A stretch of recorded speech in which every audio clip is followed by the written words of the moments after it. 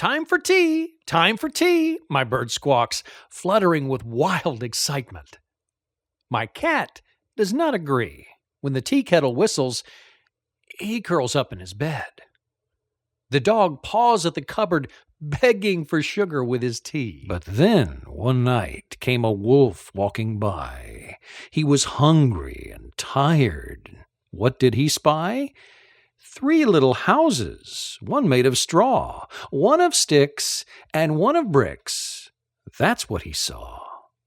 "Well," said the wolf, eyes all aglow, 3 meals just waiting, all in a row. Montezuma raises his goblet with a smile, and Cortez and the other men do the same. They rather gingerly sip the contents, and to a man their faces scrunch into inadvertent, I just tasted something really bitter expressions. Guess Aztec chocolate isn't quite as sweet as the modern kind. Once upon a time, there was a big brown bear named Beth who went on a quest to find the perfect resting place for the winter months ahead. It was the end of November, and soon the cold winter weather would be coming, so she had to hurry to find her den.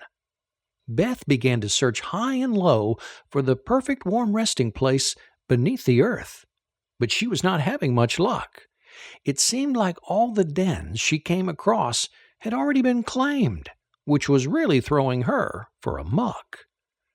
As the weather grew colder and the wind began to whistle, Beth knew the snow was very near.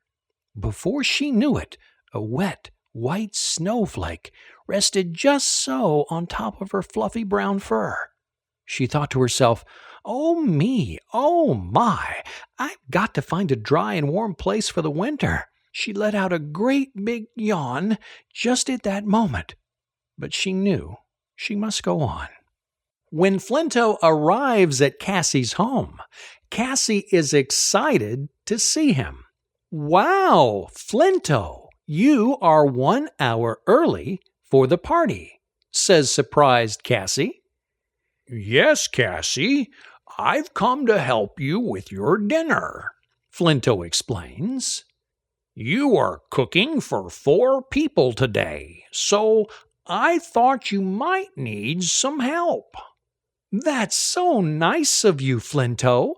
I am lucky to have a friend like you." Many, many years ago, a little Hebrew boy named Moses was born in Egypt. "But God, nobody will listen to me." "Don't argue with me, Moses. Go to Egypt and ask Pharaoh to let my people go." "Wow! A flying dinosaur!" Dido shouted, not quite believing his eyes. "What are you so excited about? Can't you see that I'm injured?" the flying dinosaur said. "I'm sorry," said Dido. "It's just that I have never seen a flying dinosaur like you before." Zinkara dismounted and in a loud, booming voice commanded, "Open sesame!" Ali Baba and his friends gaped as the stone slid open like a door, and the thieves entered the cave. A little while later, the men re-emerged. The chief shouted, "Close sesame!" and the stone slid back smoothly. Then a giraffe bent its long neck and ate leaves out of Joe's hand. The chimps and monkeys got closer to the fence to watch Joe and his mother laughing their heads off.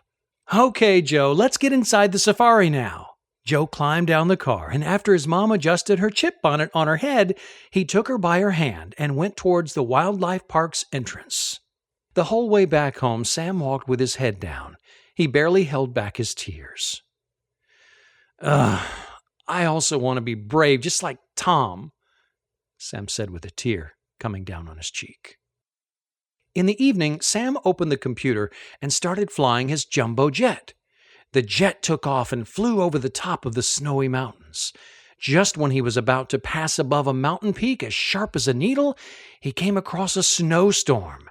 Sam clenched his teeth, and after 5 minutes of guiding the plane through a thick layer of snow, he managed to get through the blizzard. Sam continued flying until he got tired, and his head collapsed on the table across the computer and fell asleep. After eating breakfast and playing in the sun, chasing balls and bunnies, just having so much fun, Louie and Lily leapt off their lush lawn, headed for shelter, and started to yawn. With soft, sleepy eyes, some barking and yaps, they stretched out their paws, all ready for naps. Lily looked out for a small and dark place to sleep undisturbed and rest her wee face. "A hideout from those scurvy critters we stole all this booty from," said Patch, pointing to a pile of treasure and dog biscuits. Wooskie's mouth watered. "Scurvy critters?" "Scurvy critters?" he asked, very interested to learn more about these critters. "What mean ya? Represented everything I say. Get your own lines, ya beach barnacle," shouted Patch. "Dad?" Tom said. "Tom, it's me," the figure said. "I don't have much time. A monster named Dread has me trapped. He's trying to take over Copper Pines. I've done what I can to stop him, but I need your help. I need the Monster Club." "How can we help?" Tom asked.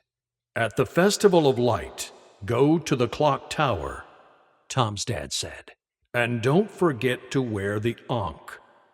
As quickly as he appeared, the figure disappeared.